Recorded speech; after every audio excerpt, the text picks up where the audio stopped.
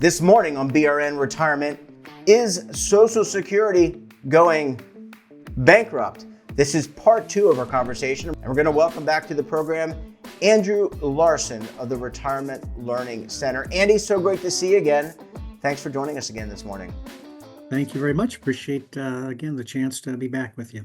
And it's such an important topic, and I think it's one, as we said yesterday, talked about, I think it's one that's underreported and not reported in my opinion, this is not speaking for you, in a way that provides enough context so people can make and understand what can or can't be done with regards to this benefit.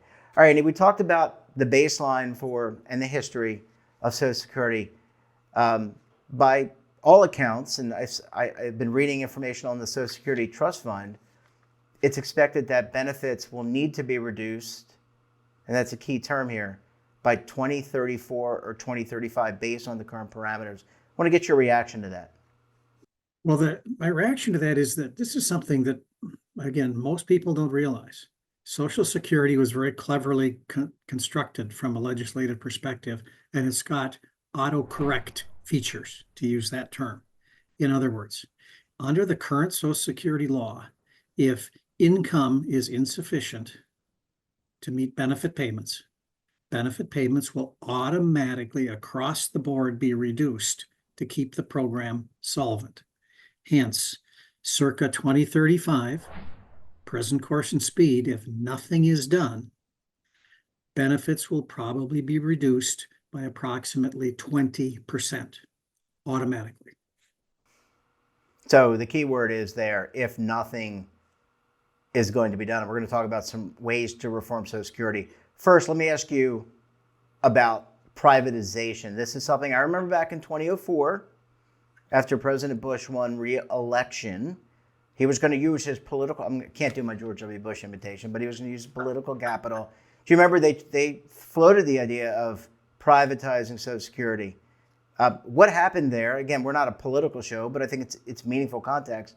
Is privatization in some way, shape, or form? What is it, and is it possible? Privatization is political theater, nothing more. I would consider it a sitcom. Here's why. If you remember yesterday, I mentioned that Social Security is paying out about $1.3 trillion a year to benefits. Mm-hmm. About $1.2 trillion is coming in. So let's say tomorrow that $1.2 trillion, we give that back to the taxpayers. Where's the money for our folks, our friends, our grandparents' Social Security benefits going to come from? Sounds great to talk about privatization, but every privatization proponent, when I ask how we're going to keep paying benefits to the existing retirees, I have yet to get an answer. So it sounds like more of this sitcom is less Love Boat and more Fantasy Island. Pretty much. Okay, I'm dating us because I love those two shows. All right.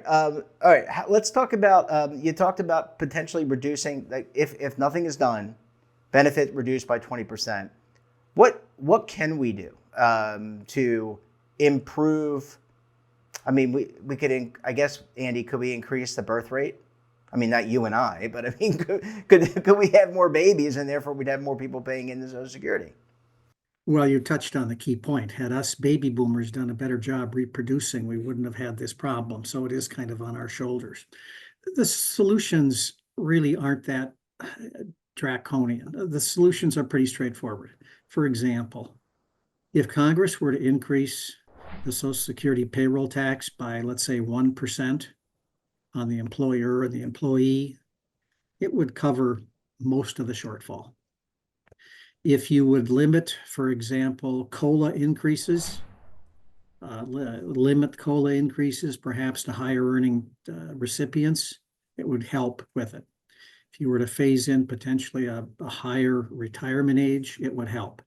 My guess is that Congress will enact someday, some point, a basket of these changes, tax increases, pushing retirement ages, etc. The Social Security program is not going to go bankrupt, and it's not going to go away. Yeah, I mean, it can't be bankrupt because it's not a corporation, but it could be run low on funds. Let's talk about, so Medicare, to my understanding, is they popped the cap, and so what they basically said is all wages would be subject to Medicare tax.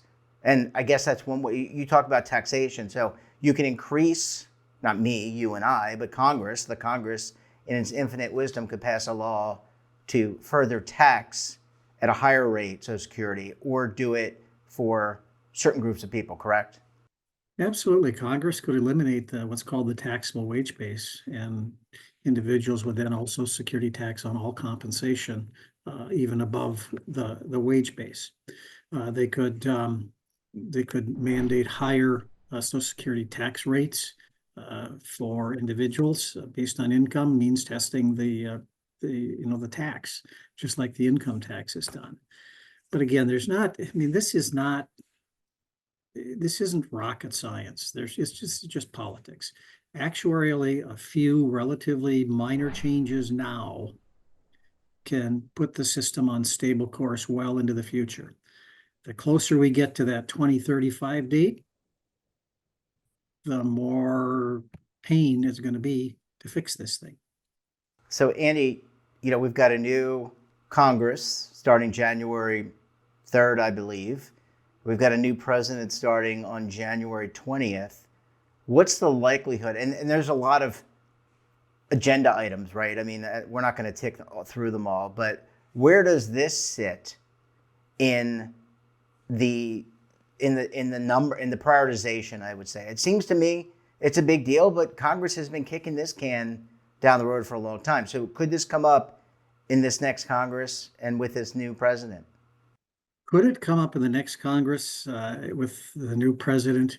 The answer is maybe, but I don't sense that, because if you look at the purported fights that President Trump is willing to fight, Social Security hasn't been on that list.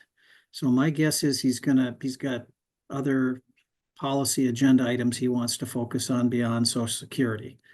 But it's going to get addressed by Congress. Clearly, it will be addressed by Congress, because as much Congress gets a lot of heat for not getting things done, but they are pretty good at listening to people. Yeah.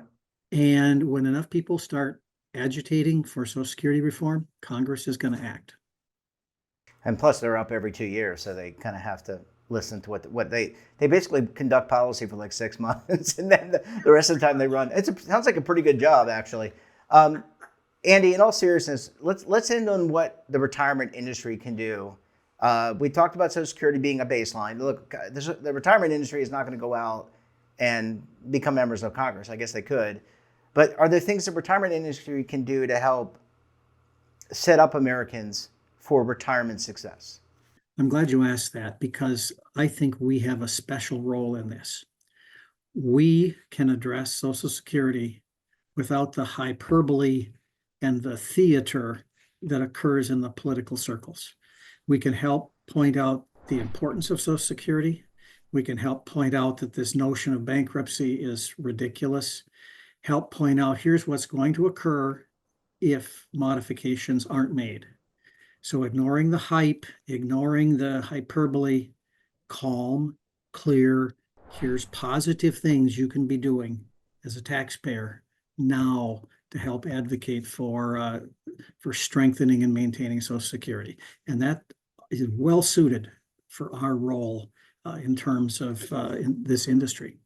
Yeah, and certainly helping people save up and through and beyond what they're currently saving or going to get through Social Security. That, I think, is very meaningful as well. Andy, it's always great to see you. Thanks so much for joining us, and we look forward to catching up with you again very soon. Thank you so much. Take care. Have a good day. And don't forget to subscribe to our daily newsletter, The Morning Pulse, for all the news in one place. Details, of course, at our website. And we're back again tomorrow for another edition of BRN. Until then, I'm Jeff Snyder. Stay safe, keep on saving, and don't forget, roll with the changes.